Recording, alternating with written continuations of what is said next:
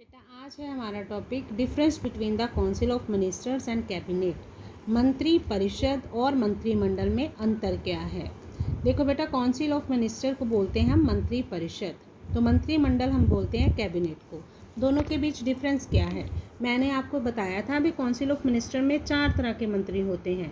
सबसे पहले जो इम्पोर्टेंट मिनिस्टर्स होते हैं वो होते हैं कैबिनेट मिनिस्टर्स।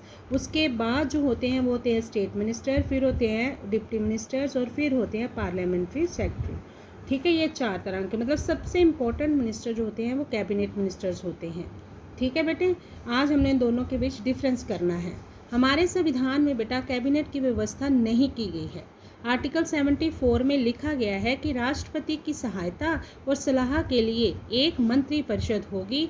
अब ये मंत्रिमंडल फिर कहाँ से आया? ये मंत्रिमंडल मंत्री परिषद का ही एक भाग है। बहुत से लोग तो बेटा मंत्री परिषद और मंत्रिमंडल दोनों शब्दों का प्रयोग एक दूसरे के स्थान पर कर देते हैं। मतलब काउंसिल ऑफ मिनिस्टर की जगह कैबिनेट बोल देते हैं और कैबिनेट की जगह काउंसिल ऑफ मिनिस्टर बोल देते हैं। उन्हें इन दोनों के बीच फ़र्क ही नहीं पता।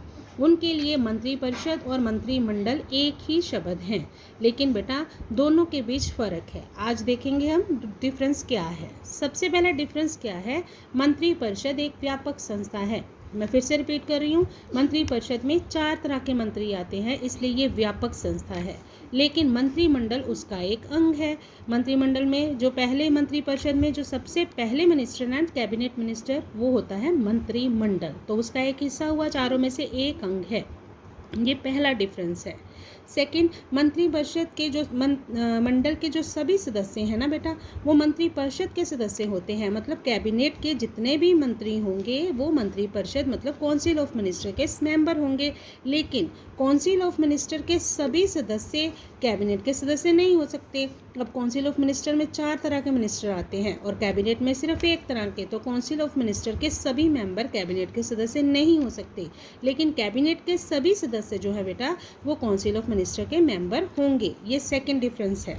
तीसरा बेटे, मैंने आपको ये भी बताया था कि सारे इंपॉर्टेंट काम, देश के लिए नीतियाँ बनाना, सभी फैसले लेना ये कैबिनेट का काम है, लेकिन इसकी जिम्मेदारी कैबिनेट की नहीं होती। जिम्मेवार इसके लिए काउंसिल ऑफ मिनिस्टर होती है। मतलब सारे इंपॉर्टेंट काम मंत्रिमंडल द्वारा किए जाते हैं, लेकिन उसके लिए रिस्पॉन्सिबिलिटी फिक्स होती है मंत्री परिषद की। ये इनके बीच तीसरा डिफरेंस है। नीतियों का निर्माण करना और सभी फैसले मंत्रिमंडल लेता है, लेकिन जिम्मेदार उसके लिए मंत्री परिषद होता है।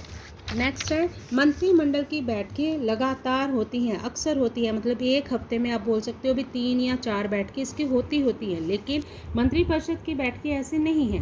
मंत्री परिषद की बैठकों के लिए मतलब साल में ज़रूरी है कि 2 बैठकें हों, कम से कम 6 महीने के गैप के बाद एक बैठक होनी ज़रूरी होती है। लेकिन जो मंत्रिमंडल की बैठकें हैं वो हफ्ते में, वीक में होती हैं, 2 या 3 या 4 कितनी भी हो सकती है, ये काम पे डिपेंड करता है। और लास्ट डिफरेंस है दोनों के बीच, मंत्रिमंडल के जो सदस्य हैं उनका वेतन ज़्यादा होता है, मंत्री परिषद के सदस्यों का वेतन कम होता है। कारण क्या है उनको अधिक वेतन देना? क्योंकि सारे काम कैबिनेट ने ही करने हैं, इसलिए जो कैबिनेट मिनिस्टर होता है उनकी सैलरी भी बाकी मंत्रियों से अधिक होती है। ये हमारा क्वेश्चन था, मंत्रिमंडल और मंत्री परिषद के बीच डिफरेंस।